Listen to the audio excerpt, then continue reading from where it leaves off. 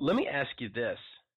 What parts of your business, in your opinion, should you not outsource to virtual assistants? Is there anything that you think you shouldn't?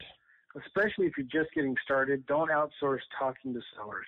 That is, you need to learn how to do that. If you're a new investor, you need to learn how to do that. And because if you don't know how to do it, your VA is not going to know how to do it.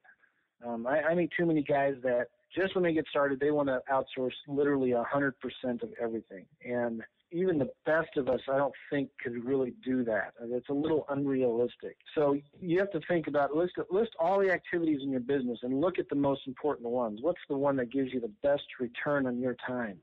And usually that's going to be talking to sellers.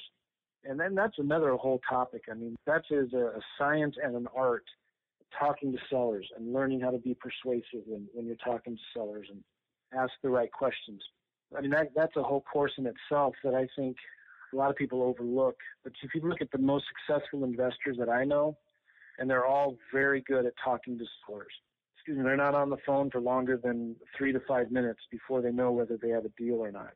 So you got to learn that stuff. And then I think eventually you can outsource that, but that should be the first thing that you keep to yourself and do on your own. Does that make sense? Yeah, okay. So talking to sellers, and I know Alex does have his virtual assistant interacting with sellers all the way up until almost the very end. You know, he's putting it under contract. His VA is doing all the work up until, well, sometimes all the work, period. Alex will never end up talking to them. I don't know if you are if that's quite your style or not, but what I hear you... Well, that's what I'm doing now. That is what I'm doing now. My VAs are getting properties under contract for me. Okay. Right now. What I hear you saying, though, is don't start out that way until you have learned how to do it and you really know how to do it so that you can train them how to do it properly. Right. I mean, Alex and I have been doing this for years, and Alex knows what works. And, you know, and I've looked at the numbers with Alex, too, by the way, and this is interesting. If you are talking to sellers yourself, general rule of thumb, and if you're closing deals yourself, you're going to have to talk to 20 to 25 sellers to get one property under contract. Okay? To do a deal, you need to talk to 20 to 25 sellers to get a deal under contract. If you're using VAs who aren't going to be as good as you or as persuasive as you, for the most part, and there's some pretty incredible VAs. I've talked to Alex's VA before, and he's really good. You're going to have to, that VA is going to have to talk to maybe 40 sellers to get one property under contract. So do you see the difference? Yeah. You're just going to have to do more marketing to get a property under contract. So you've really got to be skilled at it yourself first so you can train your VAs to do this for you. And so you also know what to look for in a good VA. Is there anything else that you would recommend people not outsourcing at all or not outsourcing at first?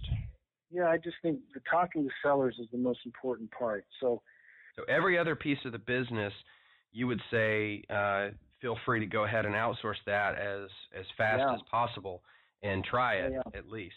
So let me ask you this then. Let me spin this a little bit. What do you think should be for an investor just starting to dip their toes into the outsourcing arena? What should they outsource first to a virtual assistant and why? Your marketing, because it has to be consistent. It has to be, what I tell people is you need to come up with a plan. If you want to make $120,000 a year, okay, well, that's $10,000 a month. Well, if your average profit is $5,000, so that means you need to do 2 deals a month. Well, you can't control making $120,000 a year. You can't control doing 2 deals a month. So let's be conservative. Let's double that. Let's say you need to do 4 deals a month. Let's say you only sell, half of the homes you get under contract for some reason. So then you're looking at 4 deals a month. And if you have to talk to 25 sellers to get 1 deal, 4 times 25 is 100. You need to talk to 100 sellers a month to get 4 deals under contract to make $120,000 a year. So these are, now we're getting into things you can't control, right? So what kind of marketing do you need to do to get 100 phone calls to talk to 100 sellers? Well, let's say you do postcards. I don't have my calculator with me, but let's say you're doing postcards and your average response rate is 3%. Speaker here. So if you take 100 divided by 0.03, That means you need to send out about 3,300 postcards a month. Okay? Let's say you're just doing yellow letters and your average response rate is 8%. You take 100 divided by 0.08. You need to send out 1,250 yellow letters every month. So that's going to work out to be about, $800 to $1,000 that you need to spend on direct mail. If you're doing Craigslist marketing like I teach, your response rate's going to be about 10 to 15%. So it's just depending on what you want to do. So now you have a strategy. What I do is I say, okay, half of my leads are going to come from Craigslist and the other half's going to come from direct mail. So I know every day I need to reach out and contact 20 to 30 sellers in Craigslist in the for sale by owner or the for rent section. And I need to send out 250 postcards every week to meet my minimum targets. So that is what you can outsource to a VA. You say, all right, I want you to go after in these markets. I want you to look for these homes in Craigslist.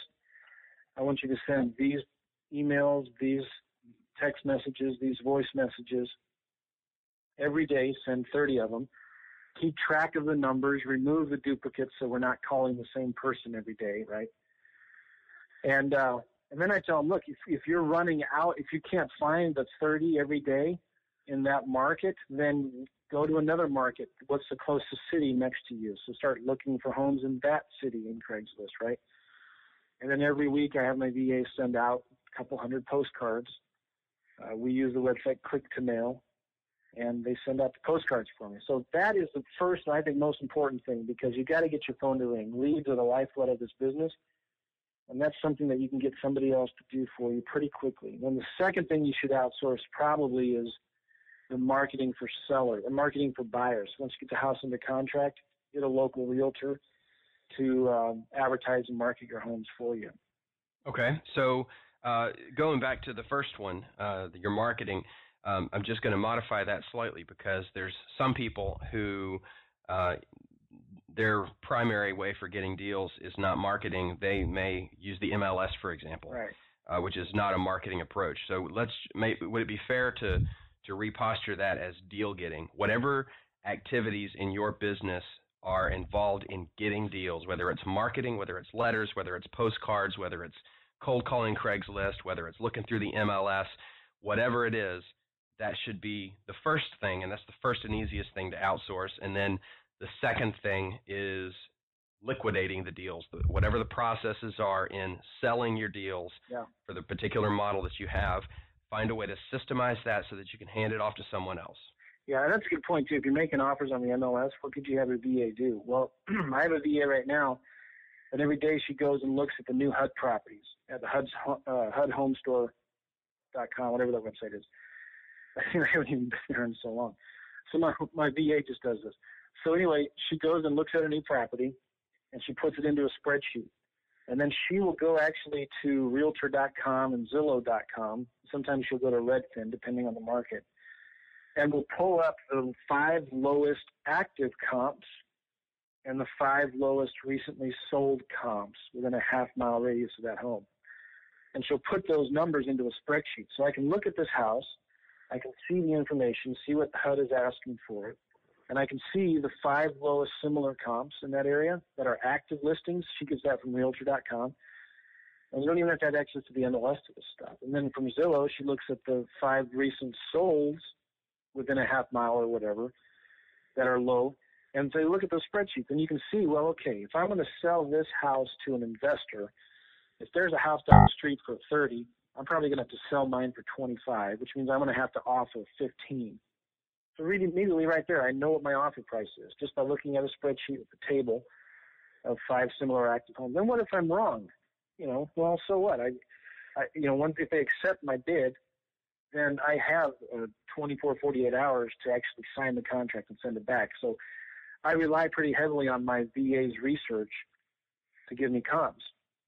And it takes me 30 to 45 seconds to make a bid on a property. And I put the number into the spreadsheet, and my VA submits the bid for me.